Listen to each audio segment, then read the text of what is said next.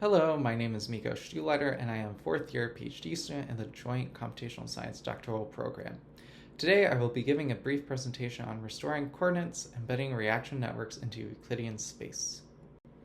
Let's start with a brief overview of reaction networks. A reaction network is a discrete representation of chemical space.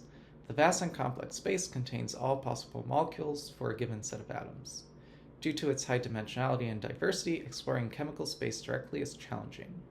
By representing it as a network, we can systematically study reaction pathways, hence giving the name reaction networks. A reaction network consists of nodes and edges.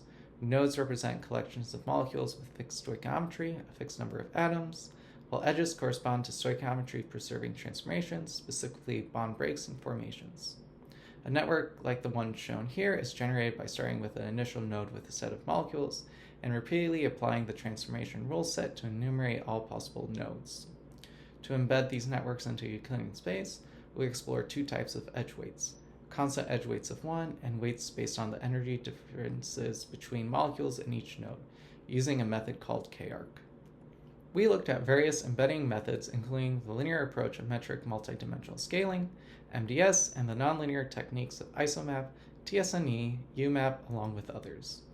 To evaluate embedding performance, we considered multiple error metrics, focusing primarily on stress and mean squared error.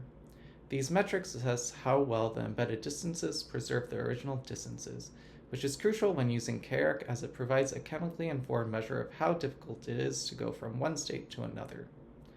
Looking at reaction networks with both constant edge weights and K-arc-based edge weights, we analyzed stress versus the number of embedding components. We found MDS performed the best, minimizing stress, with isomap also performing reasonably well due to it being a modified MDS method. In contrast, other nonlinear methods perform poorly as they prioritize maintaining the network structure over preserving the original distances. For this study, we embedded only neutral nodes in reaction networks. Nodes were all the molecules within the node have a neutral charge, and 30% of the nodes in regular lattice networks. Looking at regular lattices with a general rewiring probability of edges, we see that higher rewiring probabilities increase the number of components necessary for a good embedding. In a 3D regular lattice with no rewiring, only 3 components are required to achieve a well-preserved embedding as expected. However, when 70% of the edges are rewired, the stress error is significantly higher and decreases much more slowly as the number of components increases. Comparing reaction networks to regular lattices with different rewiring levels, we find that reaction networks exhibit a similar embedding error decrease trend as regular lattices with a rewiring probability of less than 0.1%. Additionally, we see that reaction networks with both constant and K-arc-based edge weights exhibit the same embedding error reduction trends. To determine the optimal number of embedding components, we identify the optimal embedding dimension, the point at which adding more components yields minimal error reduction. This can be found by applying the derivative of the binary log of mean squared error against the number of embedding components. The resulting curve follows a sigmoidal shape which can be fitted to determine the inflection point, representing the optimal embedding dimension.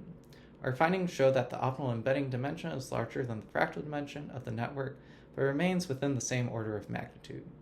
Both of these dimensionality measures confirm that reaction networks are inherently low-dimensional.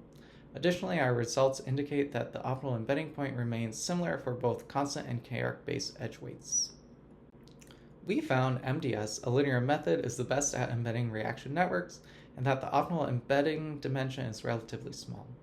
Additionally, reaction networks exhibit similar embedding and error trends to regular lattices, reinforcing their structured low-dimensional nature.